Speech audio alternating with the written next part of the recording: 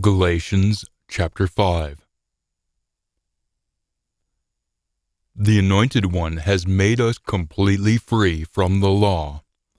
So then, you must be continually standing firm, and must stop having yourselves in the yoke of slavery to the law again.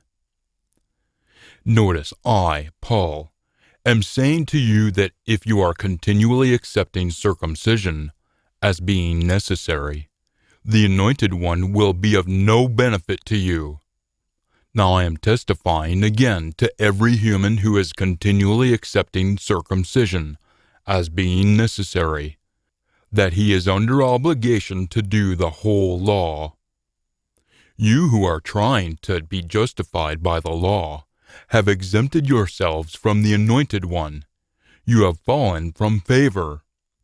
For we, by the Spirit, not by fleshly circumcision, on the basis of faith, not the law, are continually waiting for our being right and just before Almighty, for which we hope. For in union with the Anointed One, Jesus, neither circumcision nor uncircumcision is strengthening anything, but only faith that is continually working through love. You were running the race ideally. Who restricted you from being persuaded by the truth? This person's persuasion didn't come from the one who is calling you. A little leavened dough leavens the whole lump. By our union with the Master, I have confidence in you, that you won't be setting your minds in any other way. Yet whoever is disturbing you will carry his judgment, whoever he is. Now as for me, brothers and sisters, if I am still proclaiming circumcision, why am I still being persecuted by the Jews? In such a case, the stake that is the obstacle that can cause one to trip has vanished. My hope is that those who are raising you to insurrection would also chop off that part of themselves that they have circumcised. For you were called for freedom, brothers and sisters. Only you must never use this freedom as an occasion for your flesh, but through love you must be continually slaving for one another. For the entire law has been fulfilled in one saying, in this: you must be continually loving your neighbor as yourself. Leviticus 19 verse 18. Now if you are biting and devouring one another, you must be continually looking out, or you shall be consumed by one another. Now this is what I am saying, that you must be continually walking by the guidance of the Spirit, and then by no means shall you complete the desire of your flesh. For the flesh is continually desiring against the Spirit, and the Spirit against the flesh. For these two oppose one another, so that you aren't doing what you are wanting to do. Yet if you are continually being led by the guidance of the Spirit, you aren't still under the law. Now it is apparent that the works of the flesh are non-marital sexual intercourse, uncleanliness, carousing in the dark, the worship of idols, using magic potions, animosities, conflict, jealousy, fits of rage, selfish interests, dissensions, sects or denominations, envies, murders, drunkennesses, wild partying, and things like these. I am saying to you in advance, just as I did previously, that the ones who are committing such things won't inherit a share of Almighty's kingdom.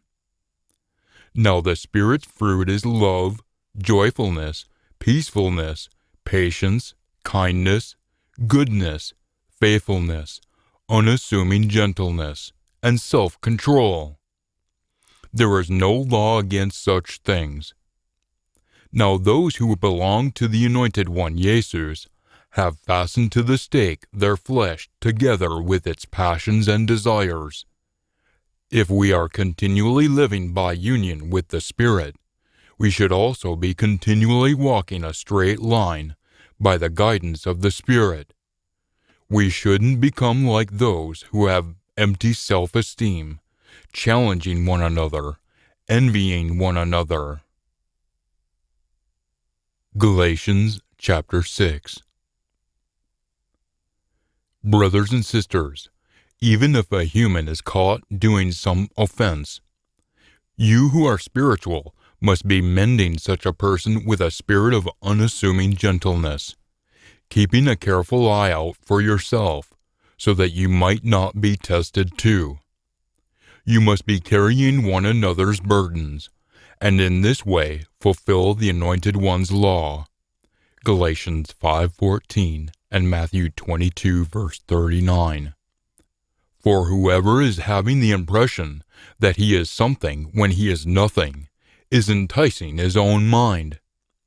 Now each person must be continually proving his own work, and then he will have something to boast about in reference to himself alone, and not in reference to another. For every person must be carrying his own cargo of weaknesses.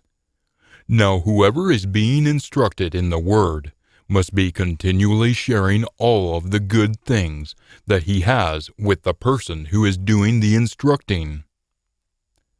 You must stop being led astray. One can't turn up his nose in contempt at Almighty. For whatever a human plants as seeds, this is what he will also harvest. For whoever is planting seeds for his own flesh will harvest decay or destruction from that flesh. Yet whoever is planting seeds for the Spirit will harvest life in the last age from the Spirit. Now we shouldn't become discouraged with continually doing the ideal thing, for in its own time period we will harvest, if we don't faint.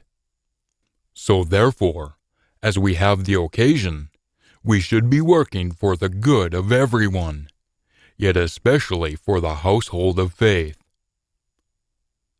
Notice what large writing I am writing to you with my own hand.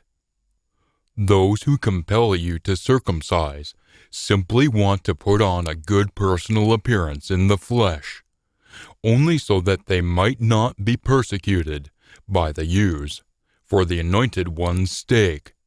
For not even those who are believing in circumcision are maintaining the law themselves, but they want to have you circumcised so that they might boast about your flesh. Now may it not come that I should boast, except about the stake of our Master Jesus, the Anointed One, through whom the world to me stands fastened to a stake, and I to the world. For neither circumcision nor uncircumcision is anything, but what matters is a new creation. Ephesians 2 verses 14 through 15, and Romans 6 verses 3 through 6. Now whoever will walk a straight line in this area, may peace and mercy be on them, even on Almighty's Israel, or faithful Abraham's spiritual sons. Galatians 3 verses 7 and 29.